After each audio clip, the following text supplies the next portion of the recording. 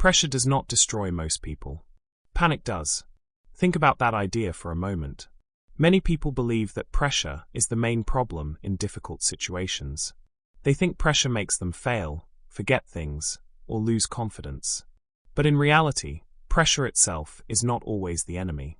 The real problem often appears when panic takes control. Have you ever noticed that the moment you feel the most pressure is often the moment your mind stops working clearly? Maybe you prepared carefully for something important. You studied the material, practiced what you wanted to say, and felt ready. But when the moment finally arrived, everything suddenly felt different. Your heart started beating faster. Your breathing became quicker. Your thoughts became messy. Words that were easy to remember before suddenly disappeared. This situation happens in many areas of life. People experience pressure during job interviews when they want to make a good impression. Professionals feel pressure during important meetings where their ideas must be clear. Students feel pressure during exams when every answer matters. Speakers feel pressure when they stand in front of an audience. And sometimes pressure appears during difficult life decisions when the future feels uncertain. In these moments, people often react in similar ways. Under pressure, many people forget what they prepared. They make simple mistakes that they would not normally make. They react emotionally instead of thinking carefully. And sometimes they feel completely overwhelmed by the situation. After experiences like this, many people start believing something negative about themselves. They say things like, "I'm just bad at handling pressure." They believe they are not confident enough, not strong enough, or not capable enough to stay calm in important situations. But this belief is usually not true. The problem is rarely a weak personality. It is not a lack of intelligence, and it is almost never a lack of talent. In most cases, the real issue is much simpler. People were never taught how to manage their emotional reactions under pressure. They were never trained to guide their thoughts when stress appears. In other words, the difficulty comes from a lack of emotional regulation skills and a lack of mental training. The good news is that these skills can be learned. In this video, we will explore how pressure affects the brain and why stress sometimes makes thinking more difficult. You will also discover how calm people handle challenging situations and what habits help them stay clear and focused. Most importantly, you will learn practical ways to stay calm under pressure so you can think better, communicate more clearly, and make better decisions. But before we talk about solutions, we need to understand something first. Let's look at how stress quietly controls many of our everyday decisions. Imagine someone preparing for an important moment in their life. It could be a job interview that may change their career. It could be a presentation in front of colleagues. It could even be a difficult conversation that requires honesty and courage. Before the moment arrives, this person prepares carefully. They review their ideas. They organize what they want to say. They think about possible questions and possible answers. While preparing, everything seems clear. At home or alone, their thoughts feel organized. The sentences sound natural. The plan makes sense. They believe they are ready. But when the real moment finally arrives, something begins to change. The body reacts first. The heart starts beating faster. Breathing becomes quicker. The muscles feel tense. Suddenly the mind becomes less clear. Thoughts that once felt simple now become messy. Confidence begins to disappear. Words feel harder to find. Inside the mind, many questions appear. What if I fail? What if people judge me? What if I say something wrong? These thoughts create more pressure. And as pressure increases, the brain becomes even more alert. Unfortunately, this alert state sometimes pushes the mind into panic instead of calm focus. This often creates a very common stress cycle. First comes pressure. The situation feels important, so the brain becomes highly aware of it. Then stress begins to grow. The body prepares for action, but the mind starts imagining possible problems. If this stress continues to increase, panic can appear. When panic takes control, thinking becomes confused. Simple ideas become difficult to explain. Small mistakes start happening. And when mistakes appear, something else begins to grow: self-doubt. People begin questioning themselves. They wonder if they are capable enough. They wonder if they made the right choices. They replay the situation again and again in their mind. Over time, this experience can change how people behave. Some people begin avoiding challenging situations. They stop speaking up in meetings. They avoid presentations or difficult conversations. They choose silence instead of risk. Slowly, confidence becomes weaker. The belief in their own ability begins to fade. Many people look at this experience and come to a simple conclusion. They believe stress itself is the enemy. But the truth is actually more surprising. Stress itself is not the real problem. The real problem is losing control of it. To understand stress better, we need to look at something important about the human brain. Stress is not simply a negative emotion. In fact, stress is a biological survival response that has existed for thousands of years. Long before modern jobs, presentations, or meetings existed, humans faced real physical dangers. The brain developed a system that could react quickly when danger appeared. This system is often called the fight-or-flight response.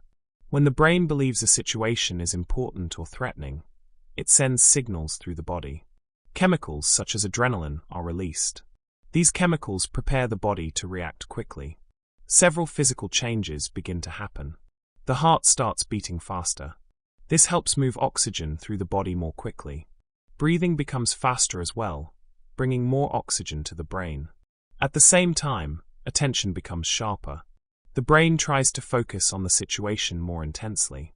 In other words, the body is preparing itself to perform. This is why stress sometimes appears before important moments such as exams, public speaking, or job interviews. The brain recognizes that the situation matters, and it tries to give the body extra energy. Because of this, stress is not always bad. In fact, a moderate level of stress can actually improve performance. When people feel a small amount of pressure, they often become more alert and more focused. This extra attention can help them think faster and respond more effectively. The problem appears only when stress grows too strong and turns into panic. A helpful way to understand this is through a simple metaphor. Stress is like fire. A small fire can be extremely useful. It provides warmth during cold weather. It can cook food and create light in the dark. But when fire grows too large and becomes uncontrolled, it becomes dangerous. It spreads quickly and destroys everything around it. Stress works in a similar way. A small amount of stress can create energy and focus. But when stress becomes too strong and the mind loses control, that same energy turns into confusion. This is where calm thinking becomes important. Calm thinking acts like a control system for pressure. It allows the mind to use the energy of stress without losing clarity. Many people believe calmness is simply part of personality. They think some people are naturally calm, while others are naturally nervous. But in reality, calmness is not just personality. Calmness is a trained response. People can learn how to slow their breathing, pause before reacting, and guide their attention. Over time, these habits teach the brain how to remain stable even during difficult moments. To understand how this works in real life, let's look at a simple story. Let's look at a simple real-life story that shows how pressure and calm thinking work together. Michael was a young professional working in a busy company. He was intelligent and hardworking, and he wanted to grow in his career. His job required him to communicate with colleagues, participate in meetings, and sometimes present ideas to managers. But there was one problem that often appeared in his daily work. Michael felt strong pressure in important situations. When he had a meeting with his team, he sometimes felt nervous before speaking.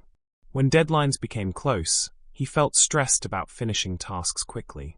And when he had to present ideas in front of others, the pressure became even stronger. Because of this pressure, Michael often reacted in ways that did not help him. When he felt stressed, he started rushing his decisions. Instead of thinking carefully, he tried to respond quickly. Sometimes he spoke too fast or forgot important details. During presentations, he sometimes lost his train of thought. His ideas were clear when he prepared alone, but under pressure his mind became less organized. After these moments, Michael often felt frustrated with himself. He wondered why he could not perform as well as he expected. He knew the information. He had prepared carefully. But when pressure appeared, his confidence seemed to disappear. One day, after a stressful meeting, Michael spoke with an older colleague who had many years of professional experience. Michael explained how pressure affected him during meetings and presentations. He said he felt nervous, rushed, and unable to think clearly. The mentor listened carefully and then gave him a simple but powerful idea. Pressure is not your enemy, the mentor said. Pressure is energy. Panic is the real problem. Michael was surprised by this idea. The mentor explained that pressure actually gives the brain more energy and attention. It prepares the body to perform. But when a person reacts with panic, that energy becomes uncontrolled. Instead of helping performance, it creates confusion. The mentor then suggested a few simple practices that Michael could try. First, Michael should practice breathing control before and during stressful moments. Slow breathing could calm the nervous system and help the brain stay clear. Second, he should pause before reacting. Instead of answering questions immediately, he could take a short moment to organize his thoughts. Third, he should focus only on the next step instead of thinking about the entire situation. Michael decided to practice these ideas during his daily work. Before meetings, he took a few slow breaths to relax his body. When someone asked him a question, he paused briefly before answering. During presentations, he focused on explaining one idea at a time instead of worrying about the entire presentation. At first, the changes felt small. The pressure did not disappear completely.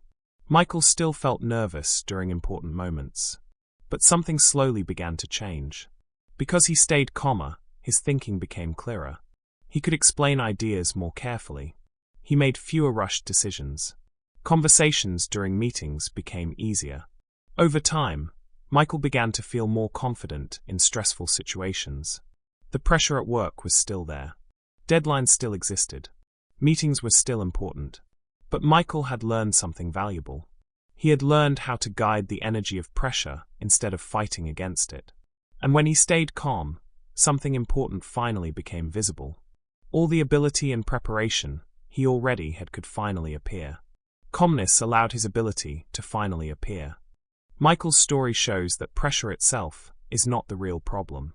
The real challenge is learning how to manage our reaction to it. From his experience, we can identify several important principles that help people stay calm and think clearly during stressful situations. Let's look at 3 key lessons. Lesson 1. Calmness is a trained skill. Many people believe that calmness is something people are born with. They think some individuals are naturally relaxed and confident, while others are naturally nervous. Because of this belief, people often assume they cannot change how they react under pressure. But this idea is not accurate. Calmness is not simply a natural personality trait. It is a skill that can be practiced and improved over time. Think about professionals who often work in stressful environments. Doctors, pilots, emergency workers, and experienced leaders regularly face situations where pressure is high. If calmness were only natural personality, many of these people would not be able to do their jobs effectively. Instead, they train themselves to manage stress. They practice slowing down their breathing, organizing their thoughts, and responding carefully instead of reacting emotionally. Over time, the brain learns to recognize pressure without losing control. This means that anyone can develop the ability to stay calm. The process requires awareness and repeated practice, but the skill can grow stronger with time. That is why the first principle is very important. Calm thinking can be trained. Every time you practice responding calmly to pressure, you strengthen that ability. Lesson 2. Pause before reacting. Stress often pushes people to react quickly. When the brain senses pressure, it tries to respond immediately. This reaction can be helpful in some situations, but in many modern situations it leads to mistakes. For example, during a meeting someone may ask a difficult question. If a person reacts immediately, they might speak too quickly, forget key information, or choose words that are unclear. But when a person pauses briefly before answering, something different happens. That small pause gives the brain a moment to organize thoughts. The emotional reaction slows down, and logical thinking becomes stronger. Even a pause of 1 or 2 seconds can change the quality of a response. During conversations, interviews, or presentations, this habit helps people appear more thoughtful and confident.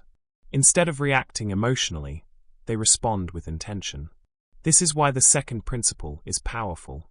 A short pause can prevent a bad decision. Pausing is not a sign of weakness. It is a sign of control. Lesson 3. Focus on the next step. Another reason people feel overwhelmed by pressure is that they think too far into the future. When a situation feels important, the mind often begins imagining everything that could go wrong. A person might think about failing a presentation, losing an opportunity, or disappointing others. These thoughts increase stress and make the task feel larger than it really is.